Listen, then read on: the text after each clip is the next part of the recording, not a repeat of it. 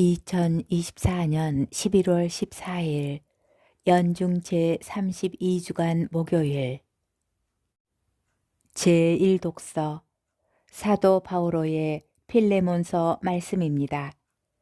사랑하는 그대여, 나는 그대의 사랑으로 큰 기쁨과 격려를 받았습니다. 그대 덕분에 성도들이 마음의 생기를 얻었기 때문입니다. 그래서 나는 그리스도 안에서 큰 확신을 가지고 그대가 마땅히 해야 할 일을 명령할 수도 있지만 사랑 때문에 오히려 부탁을 하려고 합니다. 나 바오로는 늙은이인데다가 이제는 그리스도 예수님 때문에 수인까지 된 몸입니다. 이러한 내가 옥중에서 얻은 내 아들 오네시모스의 일로 그대에게 부탁하는 것입니다. 그가 전에는 그대에게 쓸모없는 사람이었지만 이제는 그대에게도 나에게도 쓸모있는 사람이 되었습니다. 나는 내 심장과 같은 그를 그대에게 돌려보냅니다. 그를 내 곁에 두어 복음 때문에 내가 감옥에 갇혀 있는 동안 그대 대신에 나를 시중들게 할 생각도 있었지만 그대의 승낙 없이는 아무것도 하고 싶지 않았습니다. 그대의 선행이 강요가 아니라 자유로 이루어지게 하려는 것입니다.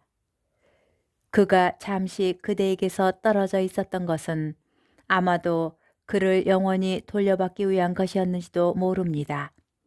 이제 그대는 그를 더 이상 종이 아니라 종 이상으로 곧 사랑하는 형제로 돌려받게 되었습니다. 그가 나에게 특별히 사랑받는 형제라면 그대에게는 인간적으로 보나 주님 안에서 보나 더욱 그렇지 않습니까? 그러므로 그대가 나를 동지로 여긴다면 나를 맞아들이듯이 그를 맞아들여 주십시오. 그가 그대에게 손실을 입혔거나 빚을 진 것이 있거든 내 앞으로 계산하십시오. 나 바오로가 이 말을 직접 씁니다. 내가 갚겠습니다. 그렇다고 나에게 빚을 진 덕분에 지금의 그대가 있다는 사실을 말하려는 것은 아닙니다. 그렇습니다, 형제여. 나는 주님 안에서 그대의 덕을 보려고 합니다. 그리스도 안에서 내 마음이 생기를 얻게 해 주십시오. 주님의 말씀입니다. 복음, 루카복음 17장 20절에서 25절의 말씀입니다.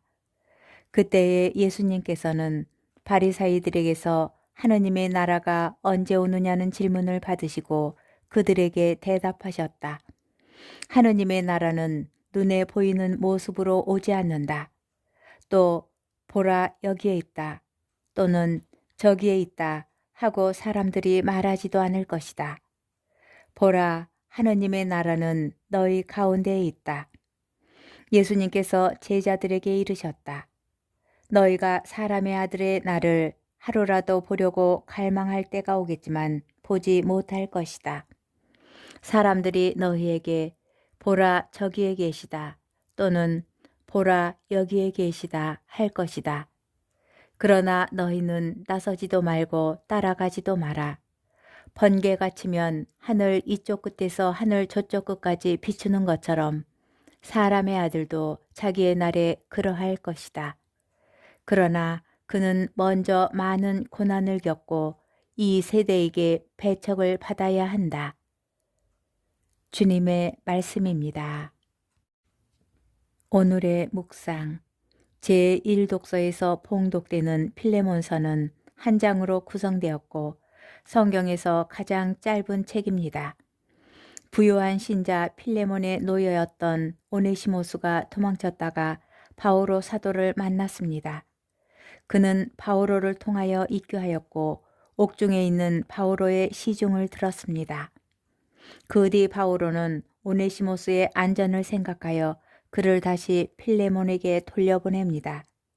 그러면서 바오로는 필레몬에게 편지로 오네시모스가 노예로서 지은 죄를 용서하고 신앙의 형제로 너그럽게 받아들여 줄 것을 간곡하게 부탁합니다.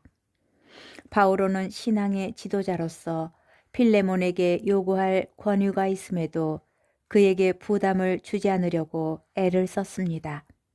그대의 승낙 없이는 아무것도 하고 싶지 않았습니다. 그대의 선행이 강요가 아니라 자의로 이루어지게 하려는 것입니다.